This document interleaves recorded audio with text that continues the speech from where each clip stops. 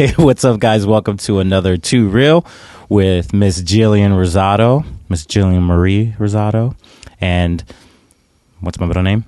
Michael Antonio Rosado. Yes, we are here. Yo, we messed up. Why? Because we didn't bring a change of clothes for this episode. Some weeks we record 2 episodes at once. And there was 1 week that we brought a change of tops. And we were like, legit. We messed up this week. But this is Too Real. We got rid of our Wawa coffees, though. We did. I was like, let's switch to the Stanley Cup. Oh, my gosh. You are so thirsty. So thirsty. I am. It's 40 ounces. Physically and metaphorically. You are so thirsty for some sponsorships there. Do you know, though, I saw on Instagram, if you take the lid off of this is the 40 ounce. Mm-hmm. You can fit a Starbucks venti cup in there. So if you're drinking like a iced coffee or whatever, you can fit the cup, like you can just sit it in there and it keeps it cold. Wow. Is that amazing or what? So you're shouting out Stanley and Starbucks. Yeah, like hook a sister up. So some gift cards. I don't even need like... No, just like a free tea. A free tea. That's my Starbucks order. Yeah, the Mint Majesty tea is my jam. And I've tried to see if I could buy it in bulk. You cannot. Oh. Unless Starbucks wants to send me some. Maybe. But it's fantastic. I love it. Hashtag Starbucks. Yeah. I love when I'm sick, the medicine ball. Yeah, but they hate you when you order it. I know they do. But if you know this, I don't know if you know, there's like the secret Starbucks menu. I feel like everyone knows about the medicine ball by now. No? I don't know. I feel like I mentioned it to somebody a couple weeks ago and they were like, no, I never heard of that. Oh. So maybe. It's a peach tea, a citrus tea, I think. Yeah, and steamed lemonade, honey. All the good stuff. Yeah. And it really, like, when my throat is dying, the medicine ball does nothing for me. Oh, I freaking love it. But all it does is the barista eye rolls you real quick because apparently they hate steaming the lemonade. Yeah, I know.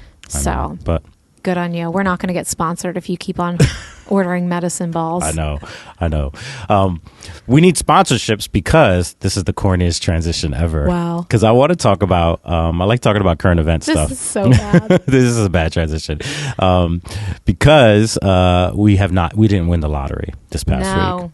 Complete opposite. So last week, complete opposite. What is complete opposite? We like, broke. Yeah. It was the fourth highest lottery. Lottery was won on January 14th this year. Okay. That was the fourth. So, I think this is coming out like mid-February. Right. So yeah, a couple there weeks ago. There might be another one before then. Maybe, but don't add us. Don't add us. So right now, the top winning one is $2.04 billion, and that was in 2022. The second one is $1.586 billion, January 13th of 2016. The third one was 1.5, which was October 23rd, 2018. And the most recent one, $1.35 billion with a B, January 14th, 2023. So, could you imagine? No. What would you do? I would. Like, could you spend that much money? Because I could. Quick. Oh, absolutely. Real quick. Absolutely. Yeah. But what would you do? Would you quit ministry? No. No? No. I would actually do like even bigger things with ministry. Believe it or not, and I don't know if I would do this because of the statistics I read for this this podcast, but I would still live a modest life. Only because like I would just want to always have something in my back pocket to give and be generous. Yeah. Believe it or not, I love being generous. Like, yeah. I'm just too broke to be generous. No, we still give. We do, but like to be able to just bless not as people, much as we would like to. Right. To bless people on the spot, you know what I mean? And pay for people's college funds. And I would just be a total philanthropist, with it. That's what I think. But I ain't gonna front. Like, I would have nice stuff. I would have a decent house, not a mansion, but a decent house and a boat. I want my pontoon boat. Oh my goodness! I want my pontoon boat so I could chill in the bay. This guy in the bay with a beer, just soaking in the sun. Oh my goodness! I said it. That's what I would do. Well, this is where we differ, because I'd have a PJ. I'd buy an island.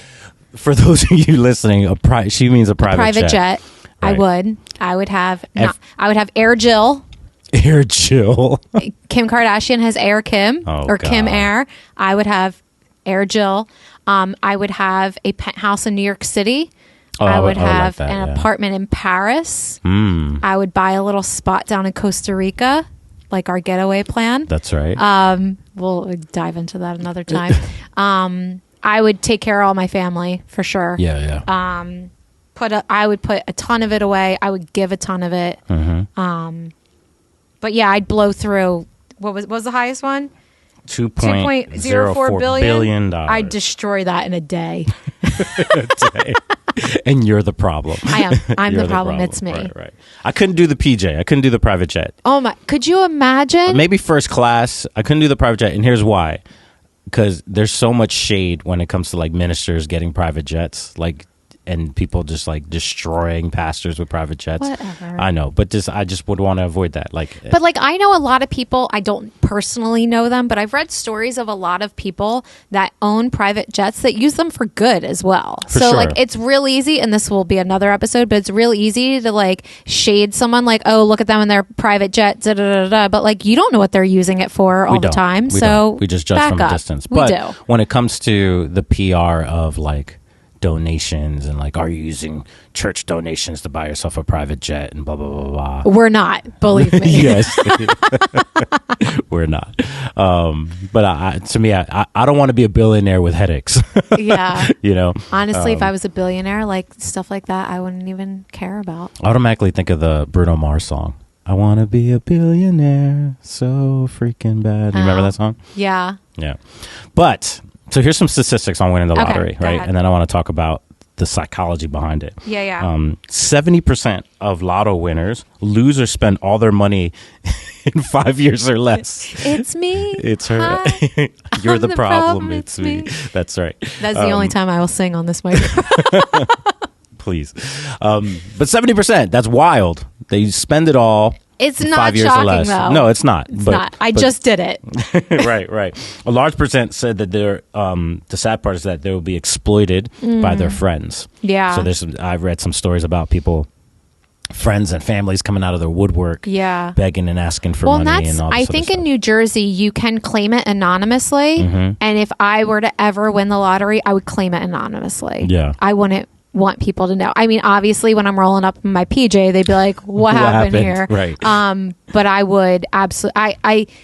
I believe that there are states that you have to publicly claim it, and I feel like that's wrong. Yeah. I feel like you should be able to be private about it. because of that It's reason. nobody's business. Right. I just Your cousin. the mic with my That's all right. face. That's how passionate she is. She's Yes. just headbutting the mic. Yes. So some states you can't do it anonymously. Yeah. Other people have said that once they won the lottery, they were actually looked down upon the actual wealthy because they said you didn't earn it. I right? believe that. So the one person said this, that after we won the lottery and moved into an exclusive neighborhood, we planned a huge 4th of July party and invited all our neighbors, and none of them came because they all thought that we didn't earn our money, which is sad. So you have to understand that. I get that. Statistically, I would expect this to be more. But statistically, 1% of lottery winners there was a Florida study, went bankrupt within a year. Only 1%. I would, especially when the 70% spends it all. Yeah. 5 years or less. Yeah. I would think that they would all, those 70% would go bankrupt, but I guess some of them keep their jobs or whatever. Yeah. Or they invest. Right. Yeah. But 1% go bankrupt, which is crazy to me. 18% of lottery players actually change their political affiliation. That's All right? interesting. That is interesting. 45% of people overall chose a more conservative slant, right? I think it's because of the whole taxes thing. 1 out of 10 would contact their bosses immediately and quit. I would do that. Yeah. Technically, Mike is one of my bosses. Right. I wish you would. I'd be like, I'm out. You're cool. You're cool. F you. You're cool. I'm out. Name the movie. Horrible. You can cut that later if you want. But it's a good movie reference. It is. So that's crazy, right? One out of 10 would quit. I would expect that to be more, honestly. Yeah, I would too. It is what it is. Maybe some of them didn't have jobs prior to, and that's where that comes into play. Yeah, maybe. So 1% professor from Stockholm University said this. We find that winning large sums of money strongly affects how content you are with your personal finances. However, it does not affect how you feel about other aspects of life, such as your health, your relationships, and with your friends and family, and so forth and so on. So, not shocking. Not shocking at all, No. right? So, here are my questions. Why do you think that we wish for more in our lives, right? We know that there's a hope of escaping your current reality. Why do we know this? Because in America today, at the time of this recording, 1 out of 4 people play the lottery. 1 out of 4 people, right? Yeah. So there's a lot of people that are like, you're not just playing for fun. You're wanting to escape something. You want more out of life. When I was just in Ohio with a bunch of international workers, and they were talking about poverty all over the world.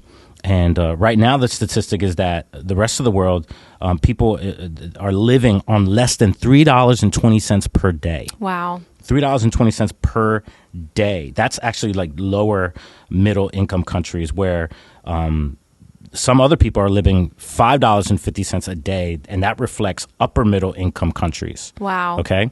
So think about this, right? So that's upper middle class countries. They're living on $5.50 a day. Think about this. I'm ashamed to say this, but there's some Jordans right now in my closet that would pay someone's whole monthly living with the upper middle class portion. So $5.50 a day. Shame on you, I know, pastor with I know. nice sneakers. So what is that? $160, right? Something like that. Something like yeah, that. so $160 could supply an upper middle class country's daily wages. Yeah. Right, for a month even. So why do you think people are longing for more in their lives when we have enough? Because they don't recognize that, because we're spoiled Americans. Like, come on. Yeah. We don't realize the privilege we have living in this country. And it's a result of things lacking in other areas, because everyone thinks that money's going to solve everything, and it doesn't. It's just like when you get a raise. Right. Everyone says when you get a raise, take the amount of the raise and just put it away. Put it in your 401k, put it in a savings, Roth IRA, whatever. And what does every single person do? They spend it. Yeah. It's gone. Right. It's like you were living fine on the budget you had. You got a raise, and you're just finding ways to just piss it away. Right. Can I say that? Yes, you can. Too real. I'm doing great today. Yeah. Yeah, and it's just, I mean, it goes into so many different things. Money can't buy love, money can't buy happiness, money can't buy satisfaction, but we all think when I'm a millionaire, when I get this promotion, when I get this thing, like, then I'm going to be happy, and it comes, and then you're still unhappy because it's all internal. Right. I think I agree with you. We're spoiled. But there's a disconnect, because I think everyone right now listening could go, yeah, I know that. I know that money can't buy happiness. I know that money doesn't really change who I am in the inside and that kind of stuff. But there's some lie that we still buy into that opposes that in our hearts, right? It's like, if we could get this, if we could only, I know I do, but maybe not in regards to money, but even in regards to this success. If I could get to this place, then it'll complete me somehow. Then it'll satisfy me somehow. Yeah. And as corny as it may sound, like, you always force me, like, yo, write a gratitude journal. Have a gratitude journal, because you have to, I think, in order to climb out of that, in order to connect what we know and what we feel, you have to train yourself to have that 12-inch miracle where your heart and your mind are aligned, and to really believe that you're right. Money cannot buy me happiness.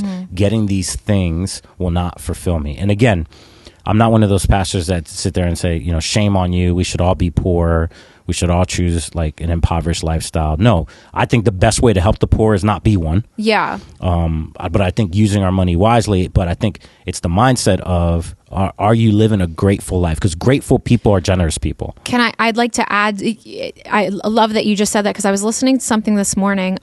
Lewis Howes has a podcast called the Daily Motivation Podcast, and it's like under 10-minute episodes every day, and I listen to it. And today's was Tony Robbins, and he was talking about how the more generous he's been, the more successful he's been. And because you would think it's the opposite. You would think, but he tells this story of how he was like down to $20 in his pocket, and he goes, the more your brain reflects, and I'm totally not going to do this justice, so I'll share the Lewis Howes episode when this comes out. But he was saying the more you train your brain to look for ways to be generous, the more things come back and like bless you, you know, like the more it comes back to you and the more you appreciate it in that moment. And so, yeah, I think maybe the problem is people aren't grateful and they're not generous. So no matter how much money you get, does money make things easier at times? Absolutely. Right. It can, but it doesn't change that mindset, and it doesn't change your heart. Right. And I think it's a hard issue for sure. Yeah. So based on the statistics I said about the lottery, what do you think we could learn from those statistics? Like, what are some of the things that stand out? Like 70% use it like you, all in one shot and lose it within 5 years, or how people come out of the woodwork, they're changing their affiliations, those kind of things. What do you learn from that? I would, if I were to win the lottery, I would do it anonymously. I would hire a financial advisor to like keep me accountable, to have some sort of accountability in it, because if not, like you said, like I said, I'm buying an island, I'm buying all this stuff. Yep. To give some of it, because you're not going to truly appreciate it. Off the top of my head, that's all I got. I love that though. I would paraphrase you and say, more success requires more accountability. Yeah. In everything, not just money. And more success requires more accountability, because, if too much is given, much is required, right? We have to recognize that, like, okay, some people think like, oh, I'm married now, I don't need any more accountability. Yes, you do. You actually need more accountability. Or I got a promotion now, I don't need this accountability. Yes, you do. You need it even more now. I think that we're so prideful, and we like to do things independently so much. I think independence is an idol to us sometimes. And because of that, we don't like being held accountable. None of us do. No, we don't, because it calls us on our crap. But it also, when you're not being held accountable by someone, it leaves room for like secrets and bad things to come creeping in. Right. So like, you shouldn't be afraid to have someone to hold you accountable in whatever area you're talking about, because it's for the best for you. And if there's something about that like skeeves you, or like you reject, like you need to like really look into that and understand why, because like what's really going on that you're like, I don't need that. Right. Because I think if you could change your balance on your bank account, you could change your balance, but still end up in the same place if you don't change your mind. And I think, I don't think money creates the issues. I think money actually is a revealer. Well, it's just like we talked about in the episode about AI. It's not money that's bad. It's humanity. It's us. So we want to blame the it. Even when, like, I hate it when people quote the Bible when they say money is the root of all evil. You're misquoting that verse. It actually says the love of money is the root of all evil. So it's, again, that's on us. We're the ones loving that money and desiring that, and trying to fill up a void in your heart that cannot be filled with money. And so ask yourself the question, what is the void in my heart? And then fill it up with the most appropriate thing possible. It's not going to be money. I'll tell you right now, it's not going to be money. Because, I've tasted and seen some level of success and then came back down, and I'm still the same person either way. So again, I don't think money changes you. I think money reveals you, who you are. And you're left to, you have to work on it. Because again, you could change your balance, but you can't change your mind. So what do you think is actually, so when we talk about that void, what do you think is actually missing in our lives? Knowing who you are. Like being strong and knowing your identity, because like if you're lacking in this area, you're going to find anything you can to fill that up, to make you feel a sense of worth or knowing or anything like that, whether it be money, whether it be alcohol, whether drugs, shopping. I'm an emotional shopper sometimes.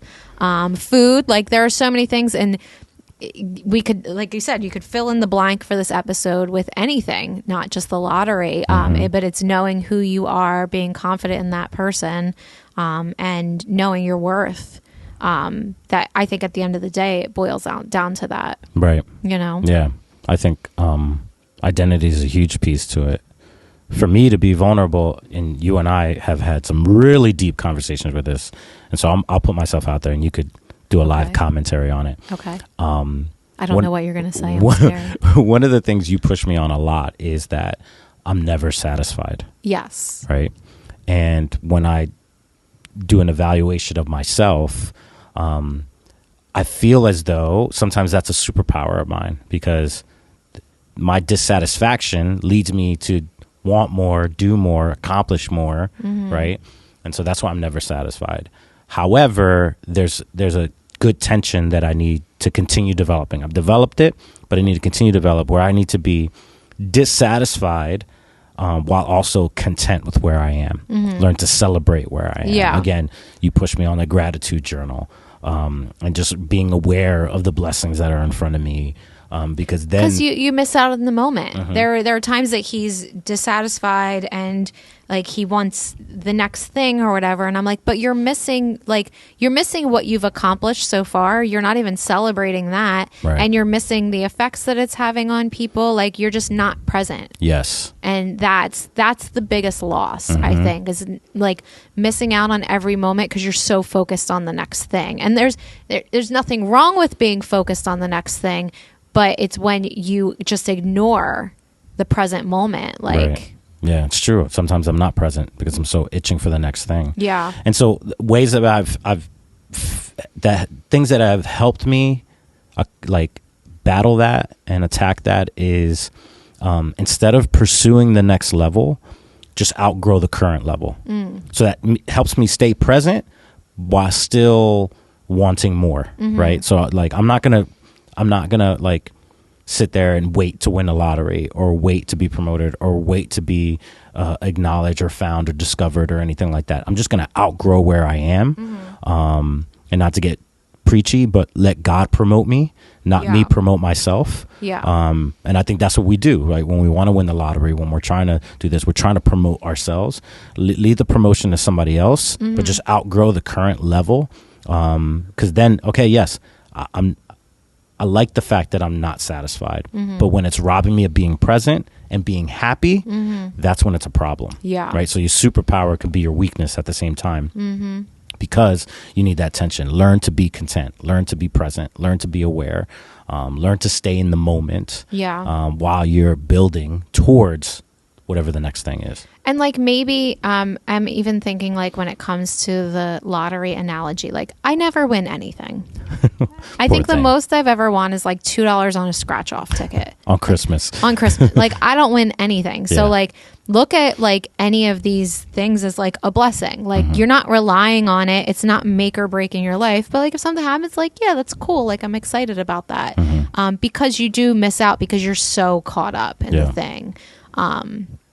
I think that's like a healthy way to look at it. You know, what are the, like, I guess obviously it may depend upon each one, but like, what are the odds of actually winning the lottery? 1 in 300 million. So like, what, you have more of a chance of getting hit by a bus than you do winning the lottery. 100%. But some people will like lose their minds about it. I'm currently losing my mind. I entered a giveaway for Eagles playoff tickets for Saturday because we're filming this in January. We play the Giants on Saturday, and I'm not going to say anything to jinx us. Don't say it. But the giveaway is like, it's like a $10,000 giveaway. Like, they come pick you up, they take you to the game, you're in the box, you get the food, you get the drinks, you get the gear, like all this stuff. And me and Hunter are like, yup, we're doing it. We're nominating people, like all this stuff. But at the end of the day, I'm not sitting here every day checking, like, did I win? Yes, did you I are. win? No, I don't even know when is. they announce it. Obviously, they're announcing it before Saturday, I would think. Yeah. But like, yeah, he is. But like, if it happens, like, cool. But like, I know my chances of it are happening are very, very slim. Right. But it would be sweet. but I would look at that as like bonus, right. you know, but it's not rocking my world. Right. It's the icing on the cake. Yes. It's not the cake. Yeah. So learn to be content. Be present, be here, be now, and you're blessed. you're blessed. Yeah. You know? I feel like that saying though, sometimes people like it's almost white noise at this point. For sure. Because people, I'm blessed, da, da, da. But then they're like negative all the time. And it's Right. like, do you really believe that? Mm-hmm. But maybe like, and even like gratitude, I feel like is becoming white noise because everybody talks about it, but do people actually do it? Right. I actually, It doesn't make it less true. yes. You know. And this is like completely off topic and I'm pulling it up in the moment. I saw someone talk about gratitude and a lot of times we're like, I'm just thankful for this. And instead of thinking of random gratitudes, Tim Ferriss, the 4-Hour Work Week, 4-Hour Body, all these things, he sets tasks for gratitude. So he does 4 gratitudes each day. And one is relationships, a relationship that has really helped you, an opportunity that you have today, something great that happened or that you saw yesterday, and something simple near you, like the clouds outside, a pen you're holding, da-da-da. Because I feel like even in the gratitude thing, it becomes white noise because you say the same thing every day. Yeah. I'm grateful for my husband and my kids and da-da-da. Right. And the next day, I'm grateful. Like, it's tired, you Yeah. know. I am grateful for you and our children, but like to have those categories, I thought that was like kind of a cool way to look at it, and I saved it in my email because I've been like really using that each day when I do my gratitude practice in the morning. I like that because that keeps gratitude in motion. Yes. It doesn't become stale. Yeah, which yeah, that's yeah. the problem. Yep. Yeah. I won the lottery when I got you though. Oh no. You better not spend it. Better not. You didn't bankrupt in the first year. No, I did not. So you're doing good. I'm doing all right, and I didn't lose you in 5. No, we're still here. We're still here, so I'm grateful for that. So, hope you learned something today. Hope it's just a reminder more than anything that hey, money doesn't change you, and money's not going to change things, and it's never it. It's always you, right? It's me. I'm the problem. It's me. You're always the problem. You loved some T Swift. But you are also the solution. So make sure you remember that episode wasn't just about the lottery. It's about your heart, your inner world. So make sure you tend to that. So remind everybody again what to do with this podcast. All right. You're going to subscribe. You're going to give it a thumbs up. You're going to share it. You're going to send it to a friend. Give us like a little comment. Follow us on whatever podcasting platform. You can actually like sponsor our podcast through Anchor. Yep. And check us out. Instagram, Mike Rosato and Jillian Rosato. TikTok, Mike Rosato, Jillian.Rosato. And we will we'll be back next Wednesday. That's True right. Real. See you guys. Peace. Hey!